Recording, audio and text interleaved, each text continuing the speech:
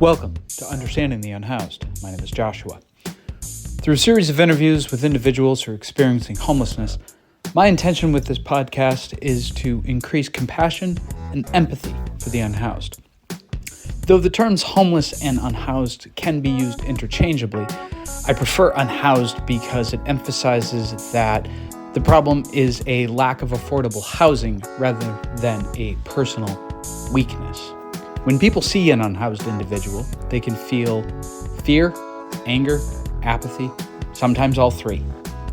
My hope is after hearing their stories, hearing what it's like for them on a day-to-day basis, it will make it clearer that these are just people. People who, through a combination of bad luck, bad choices, and, let's be honest, a broken system, have found themselves without a roof over their heads. Okay, enough ado. I met Heather while going around Concord, giving out supplies to the unhoused. She was camped out next to a highway, a very busy highway. But she has her dogs, and she has her art. Around the 11-minute mark, she mentions a thing that was taken from her.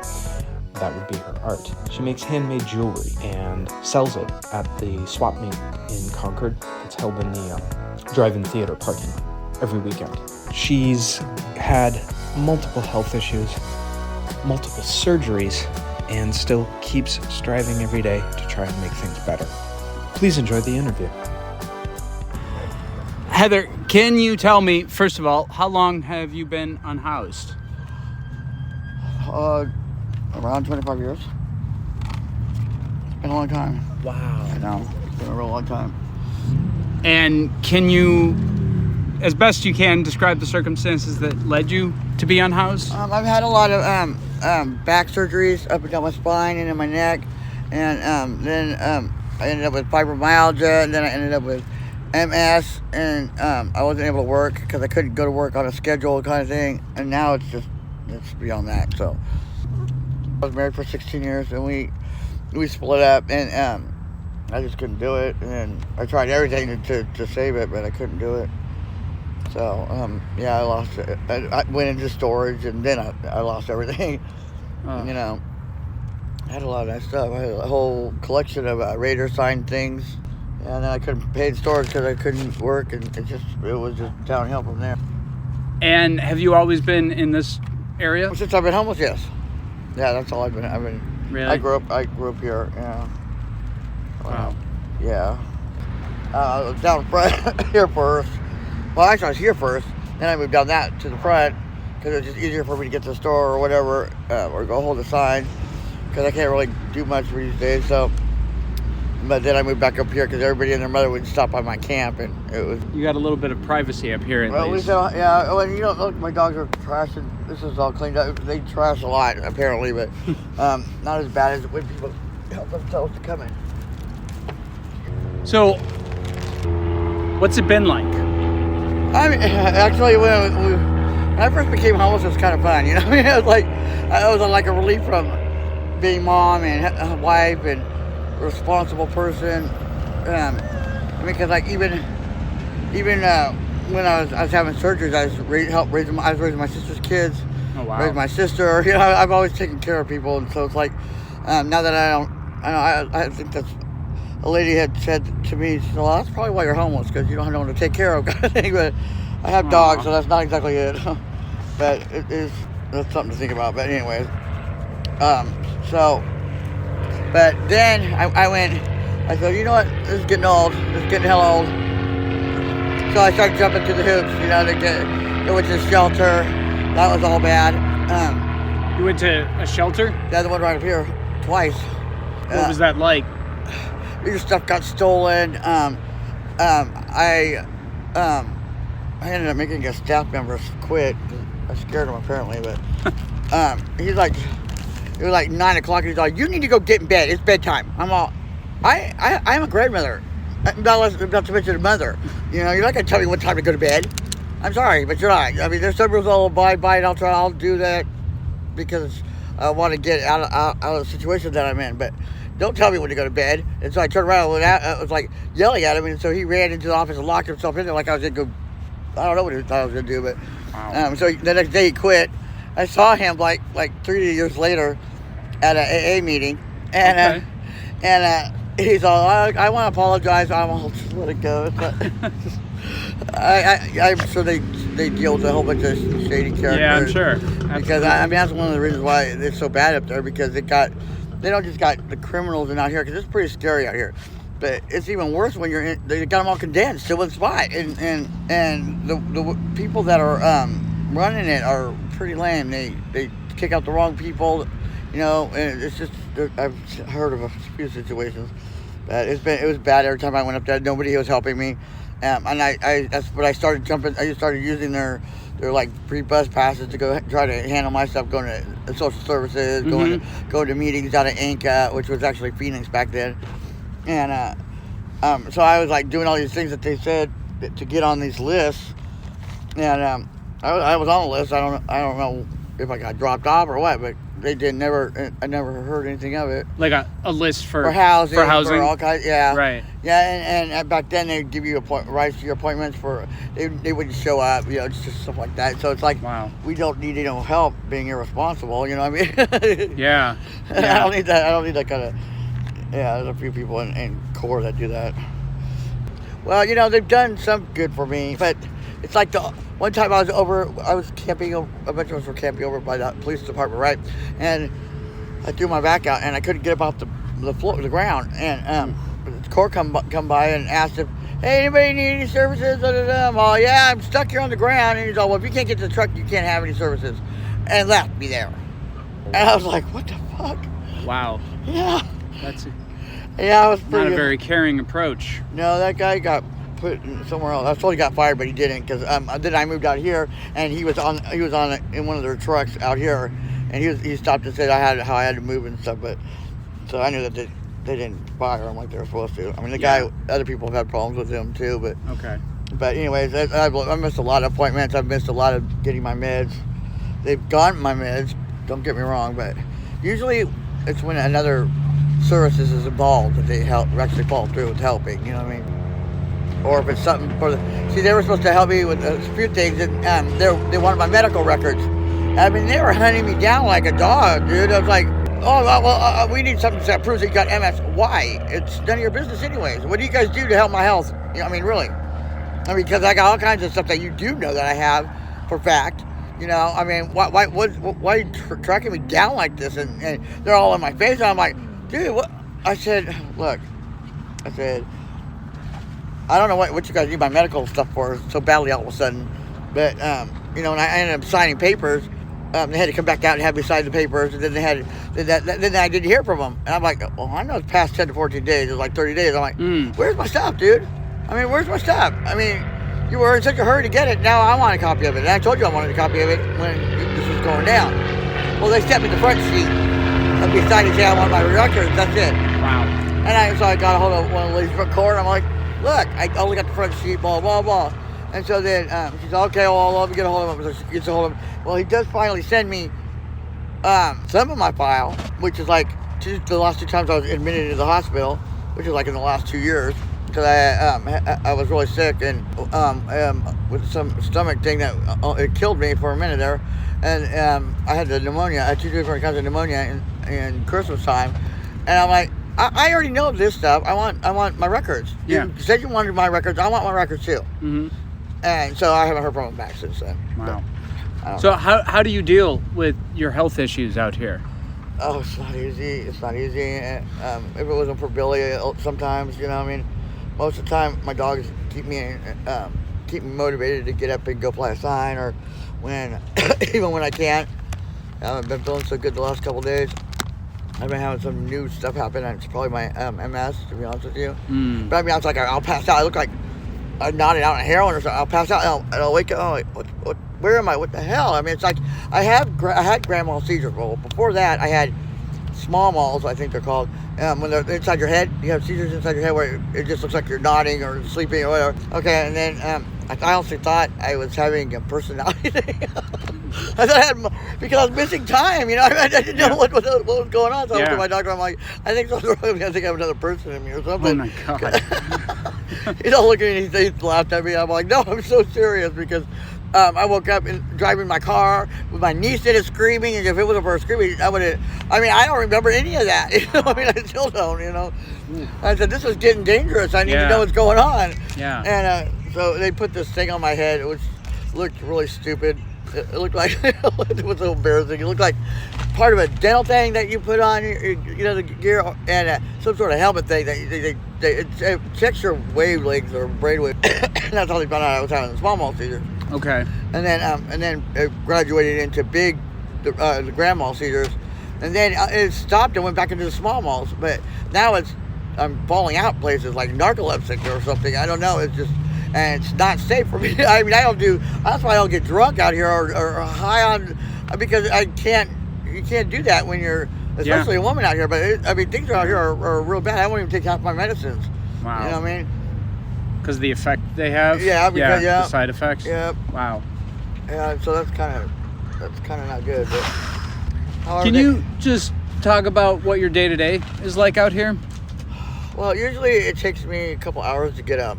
God, I used to sit there and make fun of people that were really slow, or not get impatient with them, because I have ADHD and dyslexia and stuff, and now I'm one of those slow people. I'm like, oh my God, that sucks.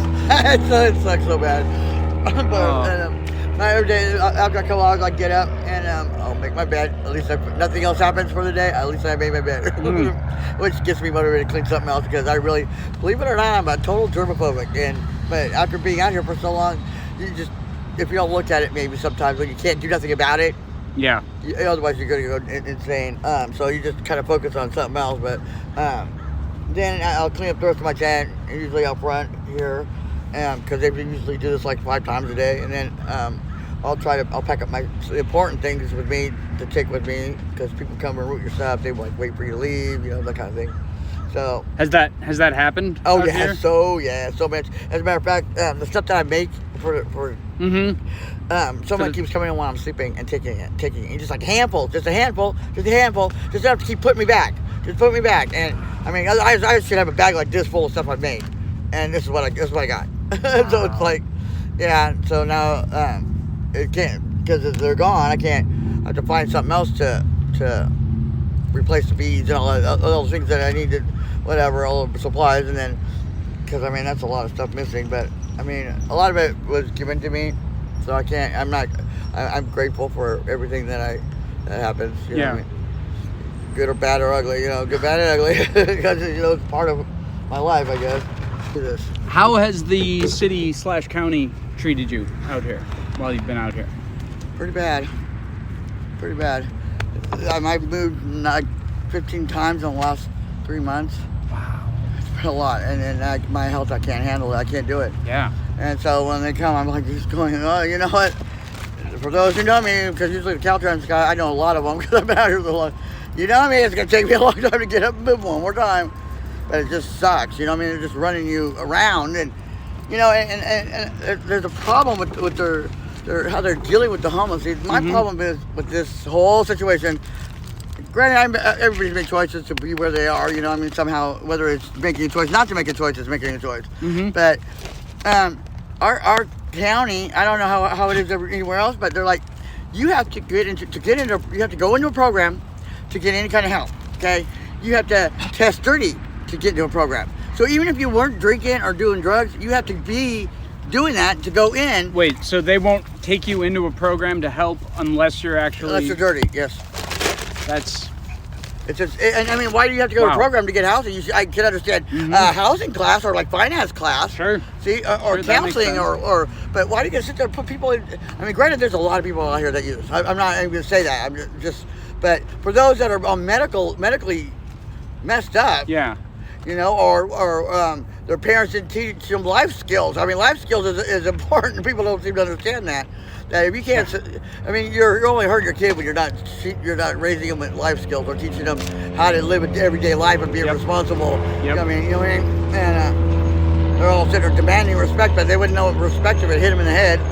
So the way the system is out here, you have to be on something to be able to actually. Yes. No, you could go into HUD or housing and sign up for Section 8 or something like that, but they're going to take the ones in the programs faster. And those lists are years and years of waiting. They are, yeah. And you got to, yeah, it's just retarded. It's so retarded. Okay. What would you say the biggest misconception that people in general have about the unhoused? Yeah, not everybody has the same situation. Not everybody.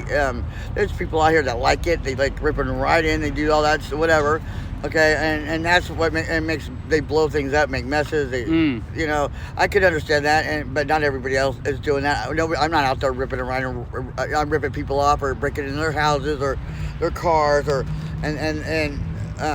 yeah, as a matter of fact, even the Concord police know that if I'm hanging out in the park or something, I'm like the last one to leave because I'm always cleaning up after everybody else, you know, even though I'm really tired of bombing everybody, you know what I mean? Yeah. But, I mean, me and my dogs go there, so at the end of the day, it's, you know. And, okay, you mentioned that you have children.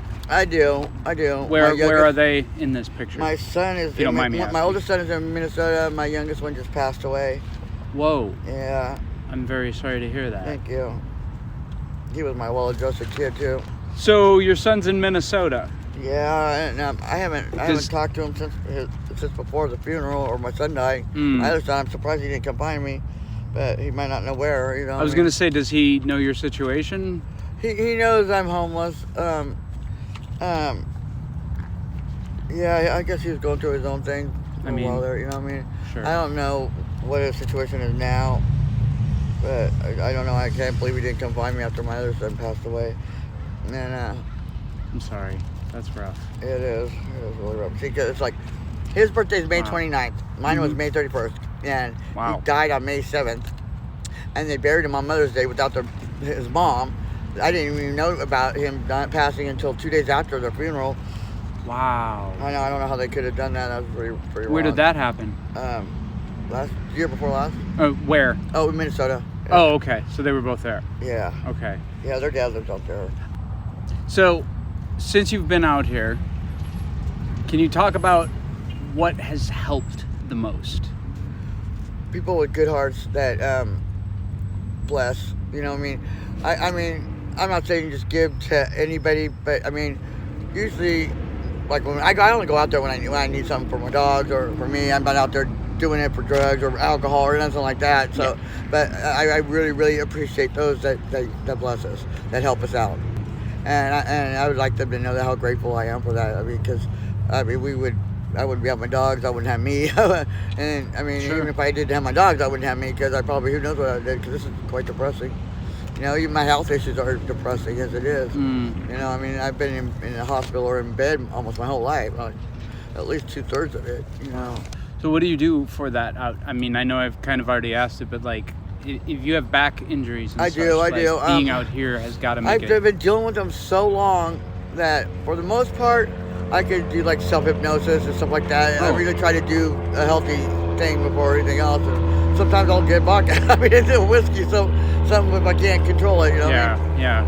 But for the most part, I'm in extreme pain all the time. So I'm used to extreme pain. But once in a while, it gets more extreme than I'm. With this MS, I've been through a lot of stuff. I've had neck surgeries. I've been in a fire where a DOA. I had 34 degrees all over my body, about 40% of my body, and this MS stuff is beyond me. It's beyond my brain capacity, because when I start going at it, it's almost like I go in. I have to have people leave. I can feel it. I got it down when it starts to hit me. Usually. Yeah. There's like certain things like a headache, and then I get real nauseous. And if I don't catch the fever that I get right away, like a flash fever, it could go up to like 105. Whoa. I'm screwed for about a month. But if I can catch that, I'll be better in about a week, maybe. You know what I mean?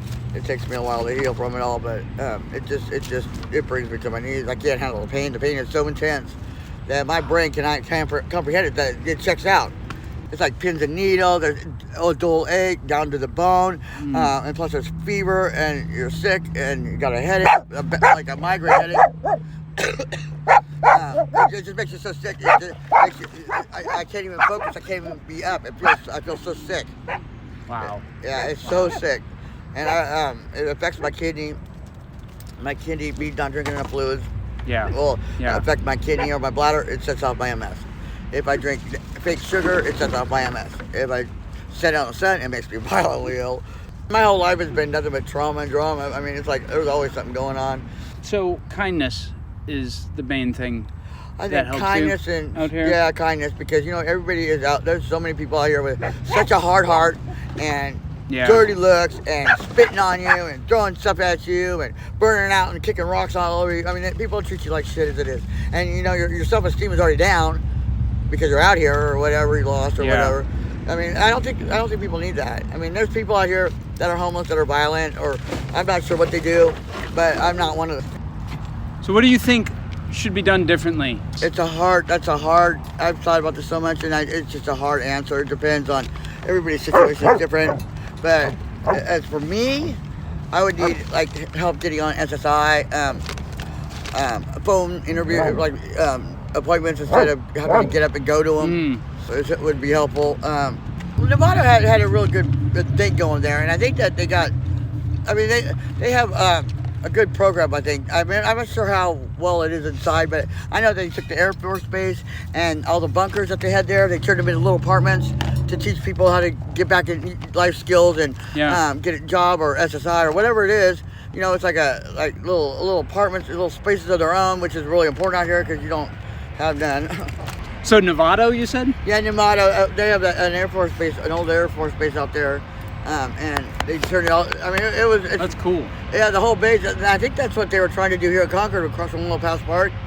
But that's just been sold to one person after another or something. And and other people are.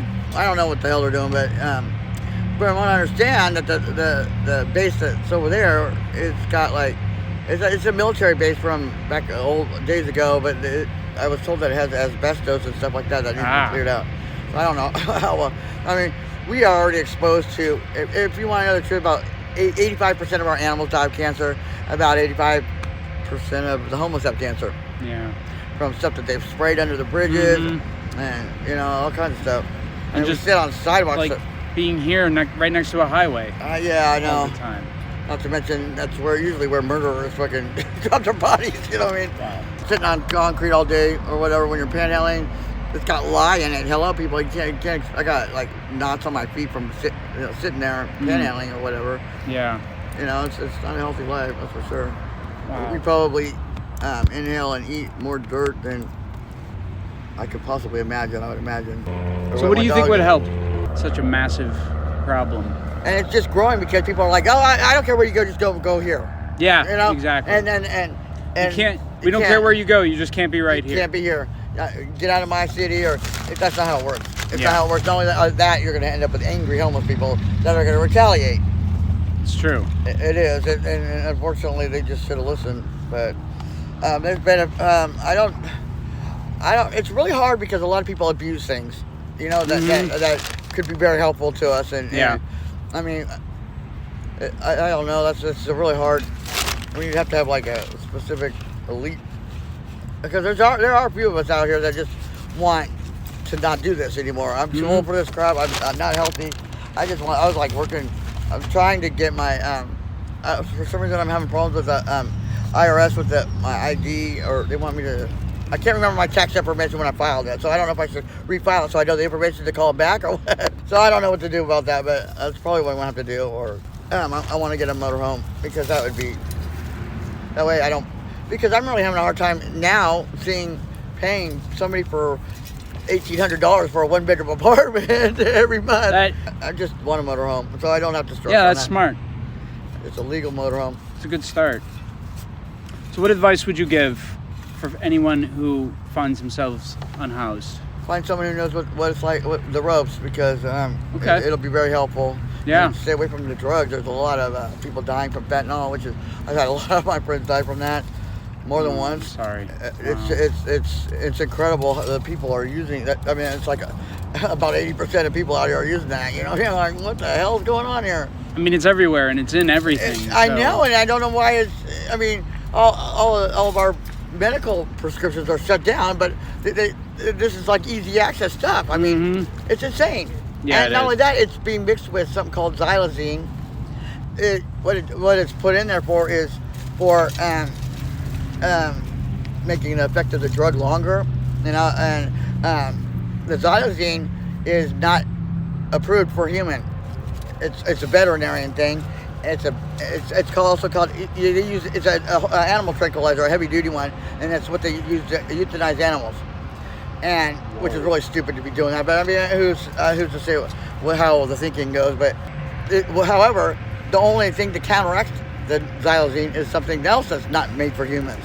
And so Narcan does not work because they mix it with street drugs, and so Narcan does not work on it. But maybe go ahead and Narcan in many ways, because maybe that 50% of the drugs that are from the street might work. But the person that gets like the professionals that are doing the rescue procedures on them. Yeah.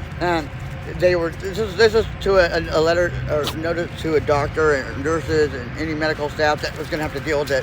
That when it does work, when they use Narcan and it does work on them, the person that is the one that's OD'd or taking the drug may appear like they are dead still, even though they might be alive, because it takes their heart rate down so little.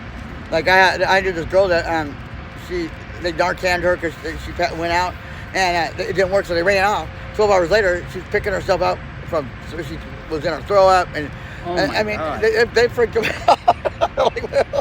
Wow. Yeah, but they just left her dead. But I mean, that's pretty messed up. But it's insane. Yeah, I'd say stay away from anything like that. I mean, if you need to numb yourself, get maybe some alcohol, maybe mild alcohol, like beer or something. But I mean, that's not even a good suggestion either, you know. I'd say stay away from so many people.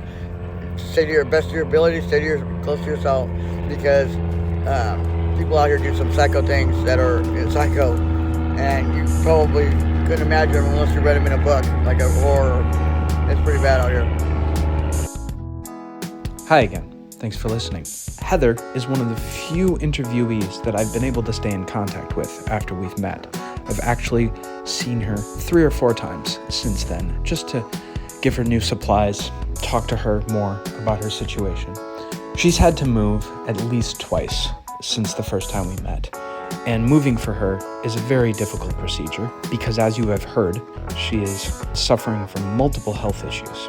She's one of the few interviewees that I've spoken to who still has an active cell phone.